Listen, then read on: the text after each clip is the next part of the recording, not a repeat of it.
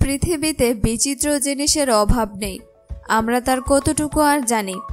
এরকমই কিছু অদ্ভুত ছবি নিয়ে আজকে চলে আসলাম।